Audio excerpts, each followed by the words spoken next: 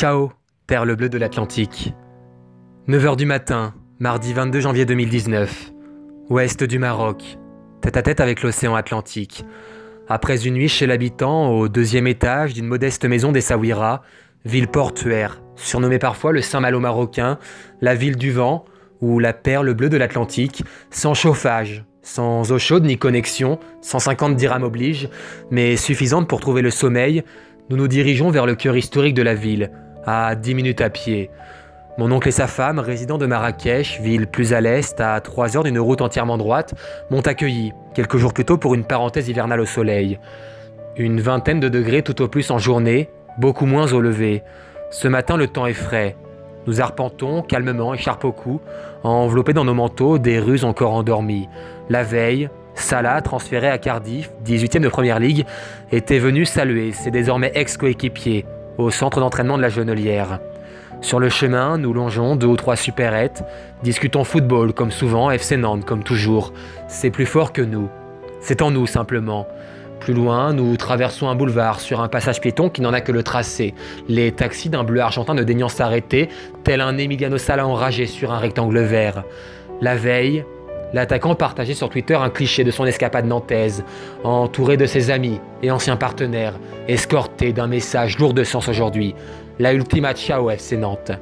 Nous continuons, longeons sur notre gauche un long cimetière musulman aux murs blanchâtres, jusqu'à gagner le remblai d'Essaouira, qui me rappelle aussitôt celui de ma Vendée natale et de ses sables d'Olonne, où Amy et sa bande s'étaient préparés en juillet dernier, sans la vue sublime qui se dessine sous nos yeux. La veille, Salah embarquait à bord d'un avion de tourisme à destination de Cardiff pour ouvrir un nouveau chapitre de sa vie. Nous franchissons les remparts et arrivons dans la rue Moulay Hassan, principale allée commerçante où se dressent de part et d'autre des restaurants en tout genre. Tout au bout, ou presque, le restaurant est Salam. Nous nous y attablons pour le petit déjeuner, code Wi-Fi est là, la stupéfaction, le regard agrippé par les petites fenêtres qui s'ouvrent une à une sur mon Galaxy S7. Facebook, Twitter, Instagram, WhatsApp, je ne sais plus où donner de la tête. Première fois qu'on pense autant à moi. Un mardi matin, un rythme effréné, une cadence infernale, bientôt effroyable.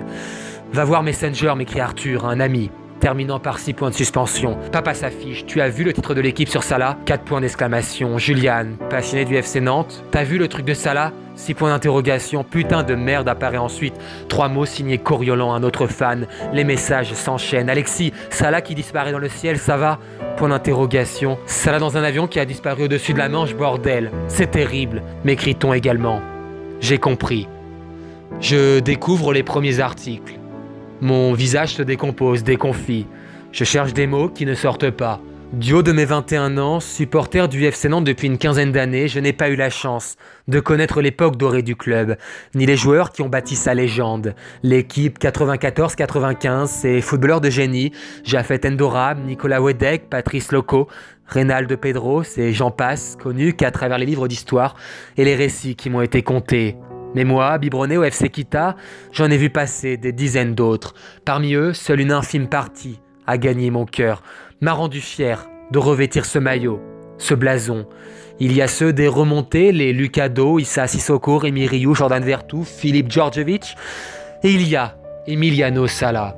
De tous, l'attaquant argentin, arrivé sur les bords de l'Erdre en 2015, était mon préféré. Derrière nous, un groupe de jeunes Français, 2 gars, 3 filles, vient de prendre place. L'un s'exclame, pardonnez mes oreilles indiscrètes, et attire mon attention. Vous avez vu le footballeur nantais qui a disparu en avion, déclare-t-il? Ses amis le questionnent, tentent d'en savoir plus, mais peinent à visualiser le joueur en question. C'est plus fort que moi. Je me retourne, leur montre mon fond d'écran, Salah main sur la bouche après son but inscrit à Strasbourg, ma coque de téléphone jaune et verte frappée de son nom et de son numéro 9, ainsi qu'une ou 2 photos avec lui. Tous étonnés sans doute de croiser un supporter nantais qui plus est fan de Salah au beau milieu d'un restaurant d'Essaouira. C'est vrai qu'il n'y a rien qui va dans cette phrase, mais la vie est ainsi, imprévisible. Allez les jaunes, me lancera l'un d'entre eux, souriant, l'air compatissant, presque touché au moment de quitter les lieux. pendant que les premiers hommages, tous magnifiques, fleurissent un à un sur les réseaux sociaux. Des supporters aux joueurs, en passant par les entraîneurs, les clubs, c'est toute la planète foot qui s'émeut, s'emballe, et beaucoup plus largement encore. Depuis cette nouvelle, le temps s'est arrêté. Dehors, la journée entière, je marche, erre dans les petites ruelles de la ville fortifiée, m'enfonce dans les souks, parcours les quais du port, devine l'odeur des poissons à peine sortis de l'eau et perçoit le doux chant des mouettes. Mais l'esprit est ailleurs, un seul nom en tête, un seul visage, un seul buteur, pas après pas, minute après minute, heure après heure. Un signe de vie, un miracle, voilà ce que j'attends. Comme tous les supporters nantais et suiveurs du ballon rond, j'espère. J'arbore ce jour-là un pull bleu, frappé d'une inscription rouge. Vivre d'amour et de football. Mais depuis quelques heures, je n'ai plus que le deuxième. Et encore, le premier lui est perdu, disparu. Je contemple la mer assise sur l'un des nombreux canons entreposés entre les remparts et pris. Émis, pour que tu sois encore de ce monde, regarde le bal des oiseaux dans le ciel. Espérant voir déborder un canari ou un bluebird, chuchote ta chanson sur les longues étendues de sable qui font le charme, la beauté d'Essaouira, celle qui résonnait à gorge déployée et faisait frissonner tout un stade après chacune de tes réalisations, et même avant parfois. Emiliano Sala, Emiliano Sala, Emiliano, Emiliano, Emiliano Sala, Emiliano Sala, Emiliano Sala, Emiliano, Emiliano, Emiliano Sala. Une chanson entraînante, privilège des grands, des très grands, qui taraude mon esprit, tourne en boucle dans ma tête depuis des heures, des jours, des nuits, et que devrait entonner encore longtemps la Beaujoire à chaque 9e minute, en ton honneur ou ailleurs peut-être, un stade qui t'aura vu te révéler, déchaîner les passions, les foules, briller de mille feux, marquer des buts de la tête aux pieds, en passant par le genou et d'autres parties, dont toi seul as le secret. Tu n'étais pas le plus technique, oui. Tu n'étais pas le plus adroit, oui c'est vrai, mais tu étais le plus hargneux, le plus combatif, le plus acharné, et à ta manière certainement le plus beau. Tu avais les crocs d'un lion, l'odorat d'un renard, le sang d'un taureau. Mort de faim et travailleur hors pair, tu jouais chaque match, comme si c'était ton dernier. Une question de vie ou de mort, impressionnant de générosité, tu n'en gardais jamais sous le pied, multiplier les efforts, les courses, les appels, qu'ils soient fructueux ou non, sans jamais renoncer, sans jamais abdiquer, quitte à perdre en lucidité par la suite. Et éternel insatisfait d'une combativité sans pareil, un bon match, pour toi, se terminait forcément rincé, éclaté, à quatre pattes. Quand je rentre chez moi, il faut que je sois vraiment fatigué, sinon je ne suis pas content, disais-tu. Mais un bon match se terminait surtout avec les 3 points, comme le rappelait ton tatouage sur le bras, toujours jusqu'à la victoire.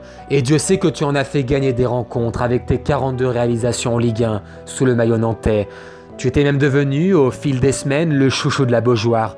Passeur, buteur, défenseur, redoutable de la tête, tranchant dos au but, tu avais gagné en efficacité et en justesse au cours des derniers mois, faisant de toi à ton départ le 3e meilleur buteur de la saison en Ligue 1.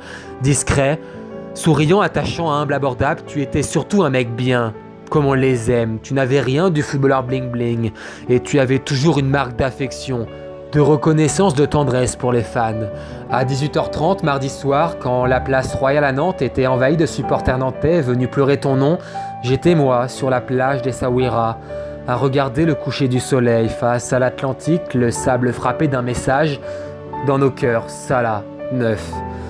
Perle bleue de l'Atlantique, légende du FC Nantes, où que tu sois, sache que tu resteras toujours à nos côtés.